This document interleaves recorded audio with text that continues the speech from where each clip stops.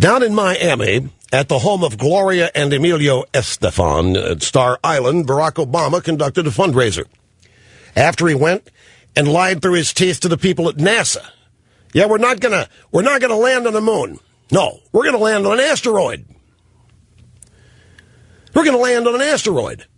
So I went to NASA today and I asked some of the guys, I said, are asteroids coming, or are you sending Bruce Willis and Ben Affleck out? They told me America's going to be okay. We're going to land on an asteroid. Gloria Estefan angered the Cuban exile community in Miami. They don't understand. They thought Estefan was one of them. They don't like Obama's policies. Gloria Estefan, there's nothing political here. He's coming over, for a margarita or two. A mojito. Wrong. It was a huge fundraiser, and it cost you $30,000 to get into it. It was totally political. And at this event, the leader of the regime mocked and made fun of American citizens. Over the last couple of days where people have been having these rallies about taxes. You would think they would be saying thank you.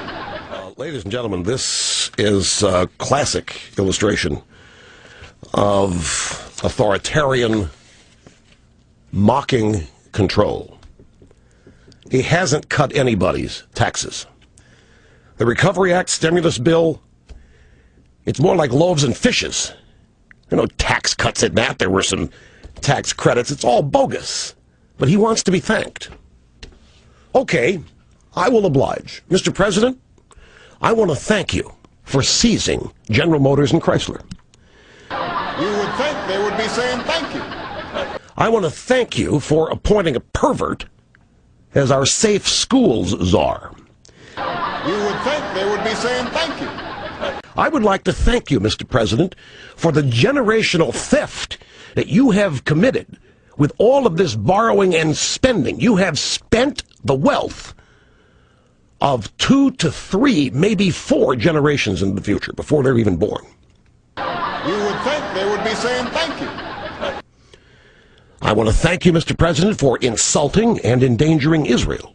You would think they would be saying thank you. I want to thank you, Mr. President, for driving up the unemployment rate to near double digits for years to come. You would think they would be saying thank you. I want to thank you, Mr. President, for telling everybody that it's going to be double digits as the new norm. You would think they would be saying thank you. I want to thank you, Mr. President, for exploding the annual deficit to the level where it can never be repaid. I'd like to thank you, Mr. President, for targeting and destroying private health insurance companies. I want to thank you, Mr. President, for pushing for Khalid Sheikh Mohammed to stand trial in New York City and receive full constitutional rights at a cost of $200 million per year. I want to thank you for that. I want to thank you for helping to destroy the housing market, Mr. President.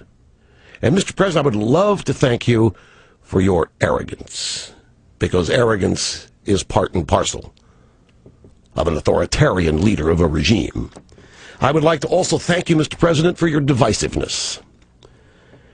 I would like to thank you for ignoring the public union pension time bombs waiting to explode out there. I would like to thank you, Mr. President, for mocking and disrespecting the American people. And I'd like to thank you for your never-ending support of the new Black Panthers and for Acorn. I'd like to thank you, Mr. President, for embracing our enemies and snubbing our allies. But most of all, Mr. President, thank you for arousing the sleeping silent majority, because we have been asleep too long. November is coming, Mr. President. That is when we will really thank you.